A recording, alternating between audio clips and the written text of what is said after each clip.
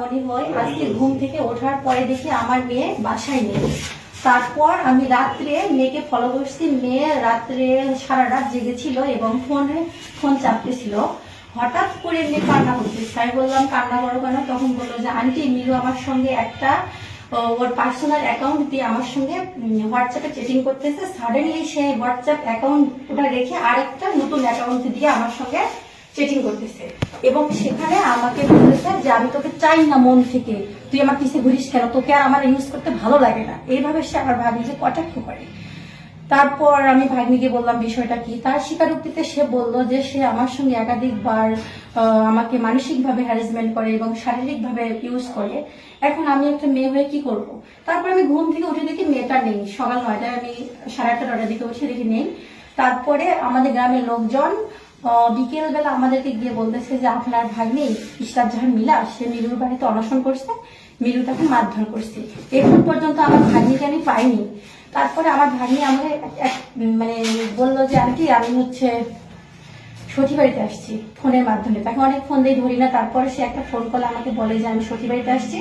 আমি বললাম কেন? বলে যে মিলুর বাড়িতে গেছিলাম, ওরা আমাকে মারধর করে। তারপর মিলুর সঙ্গে আমি সখী বাড়িতে যাচ্ছি। আমি বললাম কেন যাচ্ছ? ও তোমাকে কি বলছে বিয়ে করবে?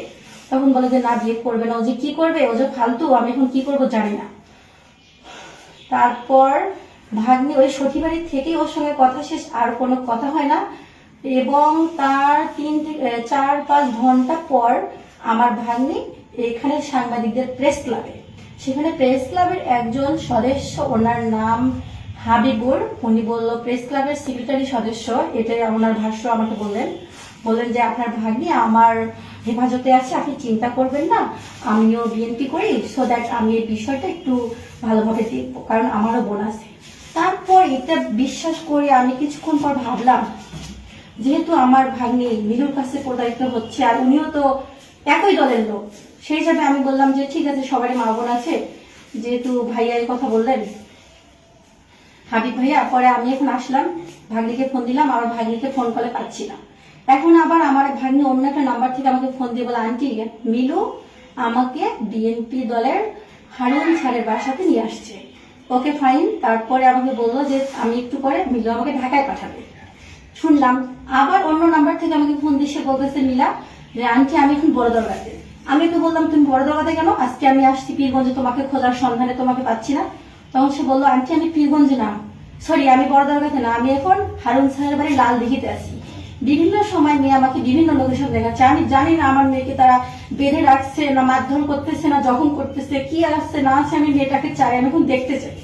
আমার জাতির কাছে রাষ্ট্রের কাছে একটাই চাওয়া, আমার মেয়েটাকে আমি সুন্দরভাবে চাই এবং মেয়েটাকে মিলু ছাত্র দলের যে মিলু ও আমার ভাগ্নিকে যেভাবে ব্যবহার করছে এটার জন্য আমি সুষ্ঠু বিচার চাই এবং রাষ্ট্রীয়ভাবে বিচার চাই, কঠোরতম শাস্তি চাই। মিলুর ভাই তো অনেক আছে।